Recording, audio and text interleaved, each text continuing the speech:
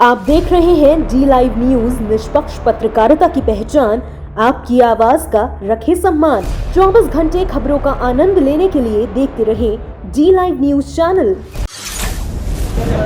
मैं आपके चैनल के माध्यम से भी बांसवाड़ा डूंगरपुर की आम जनता, आम कार्यकर्ता, भारत आदिवासी पार्टी के पदाधिकारी, इंडिया अलायंस के समर्थन में आए पार्टी पदाधिकारी और हमारे यहाँ पर जो विधायक रहे हैं, कांग्रेस के विधायक हैं, घाटोल से, बांसवाड़ा से और कुशलगढ़ से, तीनों विधायकों को भी मैं धन्यवाद देना चाहूँगा। दोनों पार्टियों के पदाधिकारी जिन्होंने दिल से साथ दिया, उनको धन्यवाद देना चाहूँगा। आम जनता को धन्यवाद देना चाहूँगा। आम वोटर जो दिल से मेरे लिए राजकुमार बन के काम किया, इन सभी को धन्यवाद देना चाहूँगा। ये जीत मेरे अकेले की नहीं है, ये जीत प्रत्येक कार्यकर्ता की है, हम सब की है।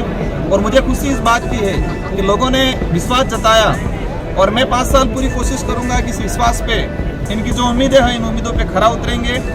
और एक शानदार प्रदर्शन रहा। मैं विपक्ष के लिए कहना चाहूँगा कि आप सबके दिमाग में से ये निकाल दे कि ये लोकतंत्र है, राजतंत्र नहीं है। यह जनता की चलेगी, जनता की भावना के अनुरूप काम करेंगे तो ही चल पाएंगे। और इस बार बांसवाड़ा डूंगरपुर की जनता ने यह एहसास करा दिया। और हम हर बार कहते हैं, एक वर्ड यूज करते हैं, हमने रगड़ा निकाल दिया। चुनाव से पहले जिस दिन नामांकन भरा था, उस दिन कहा था कि आप कितने भी हेलीकॉप्टर उड़ा लो, पीएम बुला लो, सीएम बुला लो, कुछ भी बुला लो, लेकिन यहाँ की जनता और हमने ठान लिया है कि बांसवाड़ा डूंगरपुर और बागीदोरा उपचुनाव में हम रगड़ा निकाल देंगे।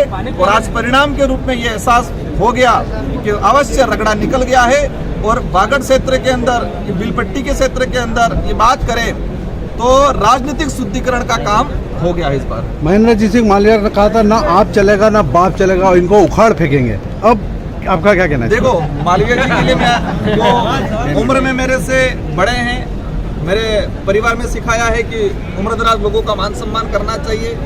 लेकिन एक सांसद प्रत्याशी थे वो, मैं भी सांसद प्रत्याशी था, लेकिन जिस तरह से इनके दिमाग में था, जिस तरह का उनका ओवर कॉन्फिडेंस था, इस जनता ने एहसास करा दिया। इस जनता ने एहसास करा दिया कि आपको ही हमने, बांसवाड़ा डूंगरपुर की जनता ने ही मालवीय जी को बड़ा बनाया था। और उसी जनता को उन्होंने सौगंध खिलाए थे, इसी जनता को उन्होंने कई प्रकार से बांधा था। और वही जनता ने उनको एहसास करा दिया कि हमारी वजह से ही आपको आगे बढ़ाया था और हम ही आज आपको वापस घर पे बिठाएंगे। और इस बार उन लोगों ने बिठाने का काम किया। अब बहुमत किस ओर जाने का है अभी तक जिस हिसाब से बन रहे सरकारों? देखो, अभी तक कोई स्पष्ट नहीं हो पाया है। कोई ये नहीं कह सकता अभी इस टाइम में कि ना एनडीए की बने या ना इंडिया गठबंधन की बने। स्थिति 1 घंटे पर बाद क्लियर होगी। और अवश्य देश लेवल पे जो माहौल बना हुआ है, जिस तरह से एग्जिट पोल आ रहा था 354 का, कोई बता रहा था 400 का, कोई बता रहा 350 का, सारे एग्जिट पोल फेल हुए हैं। बांसवाड़ा सीट के लिए भी एग्जिट पोल जो कई नेशनल मीडिया वाले बता रहे थे, ये है वो है, सारे एग्जिट पोल फेल हुए हैं। मीडिया ने जिस तरह से, नेशनल मीडिया, आप लोगों पे नहीं, समाचार प्लस ने आपको बताया था राजकुमार और 2 लाख वोटों से जीत रहे सवेरे। भाई साहब बता रहे हैं, उन्होंने बताया था। और अवश्य देश लेवल की मीडिया की अगर बात करें, मीडिया ने जिस तरह से बढ़ चढ़ के देश की जनता को गुमराह करने का काम किया है, और ये परिणाम जो आया है, काफी डिफरेंस आया है। और अवश्य जो स्थिति बन रही है, इंडिया गठबंधन की सरकार बनने की पूरी संभावना है। अब आपने वालों विधायक सीट खाली हो जाएगी, उस पर इसको नया देखो, हमारी व्यवस्था है। आपने जोरदार सवाल पूछ लिया। हमारे विधानसभा लोग ही, विधानसभा क्षेत्र की जनता ही टिकट देगी। वहाँ पर मैं या कोई हाईकमान टिकट नहीं देगा, उस क्षेत्र की जनता टिकट दे देगी।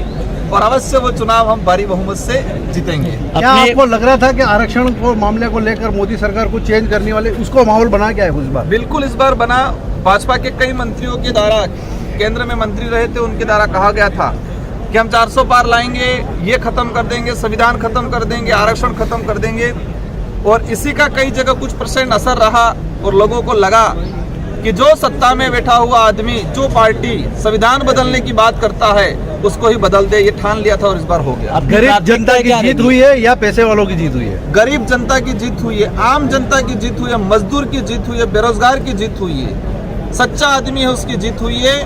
तानाशाही और बलशाली लोग जो थे, दनबासे थे, उनकी हार हुई। अपनी प्राथमिकता क्या रहेंगी लोकसभा? मेरी प्राथमिकता यहाँ पर एजुकेशन को लेकर हम बेहतर काम करेंगे।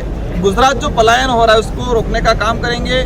और लंबे समय से गोविंद गुरु महाराज का जो सपना है, बिल प्रदेश बनाने की जो मांग चल रही है, उसको लेकर हम केंद्र सरकार में किसी भी सरकार बने उस एजेंडे को तरीके से हम रखेंगे और अलग से बिल प्रदेश बनाने की डिमांड जो चल रही है इसको पूरा करवाएंगे।